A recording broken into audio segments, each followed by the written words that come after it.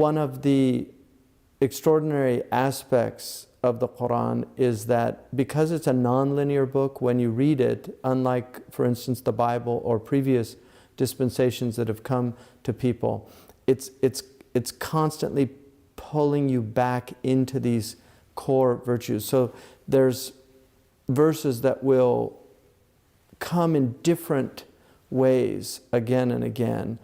One of the most important concepts in the Quran is the idea of taqwa, and this is why it's foundational. In fact, the very first verse that gives a command in the Quran is that we are told in Surah Al Baqarah, أعوذ بالله من الشيطان الرجيم بسم الله الرحمن الرحيم يا أيها الناس اعبدوا ربكم.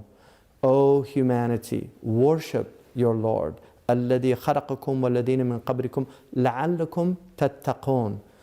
So worship your Lord, humanity, and know that He created you, the one who created you and those before you, so that you don't think you're in some kind of infinite regress or circular type of reasoning. There was a beginning to all this. There was a first parents, Adam and Hawa, Adam and Eve. And so it's a reminder that you had a beginning, your species had a beginning. Although you came from your parents had parents who had parents all the way back. There's no infinite regress and there's no circular reasoning. You have to arrive at a first cause. So Allah subhanahu wa ta'ala is reminding us that once you determine, once you understand that you have a Lord, you have to worship that Lord. And the purpose of that worship is to achieve what the Quran calls لَعَلَكُمْ تَتَّقُونَ, that perhaps you might gain this piety. Taqwa is a difficult word to pin down because it has a semantic field that gives a lot of nuanced meanings. But primarily it has to do with prevention. Wiqaya is prevention. And so when you taqi, when you ward off something, you're warding off harm. The word in Arabic for believer, mu'min, means the one who secures. Al-mu'min is one of the names of God because God secures us. Amana means to secure something. From amina ya'manu means to be secure. So amana means to secure something. How do you secure something as a believer? Billah. Amantu billah. I have secured myself through God. In other words, with God I find security. And this is at the essence of what taqwa is. It's a way of protecting yourself from harm through your devotion to your Lord. And so no matter what comes to you, you will be in a good situation. So for instance, when we read the Quran in a very interesting hadith about the latter days in which Sayyidina Ali heard the Prophet ﷺ say that the calamities, civil strife, sedition, fitna, would continue and become so constant that eventually it would become like portions of a dark black night. And that's certainly the case in some places right now in the world. There are Muslims that their lives are like portions of a dark black night.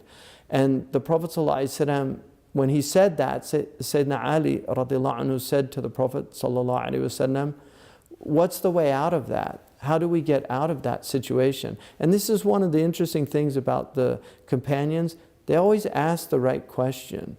If you see hadiths where they ask questions, they always ask the right question. He didn't say, oh, how terrible that day is going to be. No, he wanted to know, what's the right out?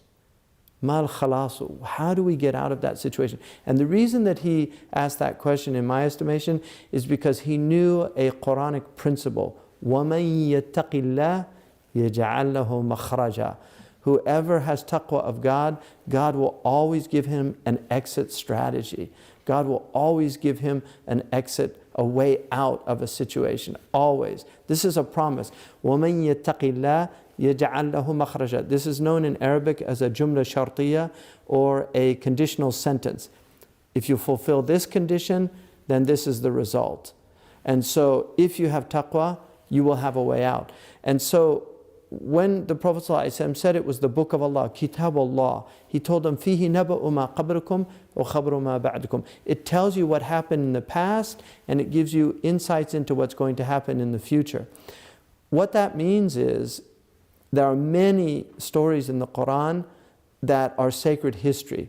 While we can't prove them in some historical account that archaeologists and others go through, we believe them to be true because they've been revealed, but the historical nature of them is not what's important. It's the lessons that are important. And that's why it's sacred history in that way. So we could never prove the Garden of Eden or what happened in the Garden of Eden, but we know that it is sacred history in order for us to understand the lessons of the beginning of our species. The most constant story that we find in the Quran, coming in different ways with different nuances, is the story of Pharaoh and Moses, of Pharaoh and Musa. This conflict between good and between evil, between humility and between arrogance, between the divine revelation and between one's own independent thought, free of revelation. The difference between those who exalt themselves and those who exalt their Lord. The difference between those who serve others and those who have others serve them. This is the fundamental problem on this planet.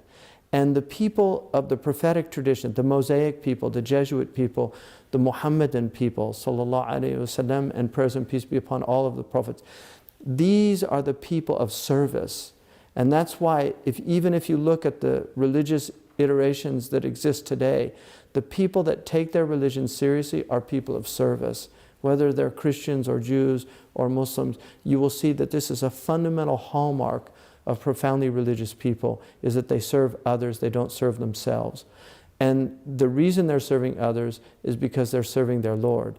But the reminder through the service of others, but the reminder in the Quran is al-aqibatu lit-taqwa, that the end affair, wal-aqibatu lit-taqwa, the end affair is for taqwa. And so inshallah in the next session I'm going to talk about taqwa and its meaning. So I hope you join us again. Assalamu alaikum wa rahmatullahi wa barakatuh.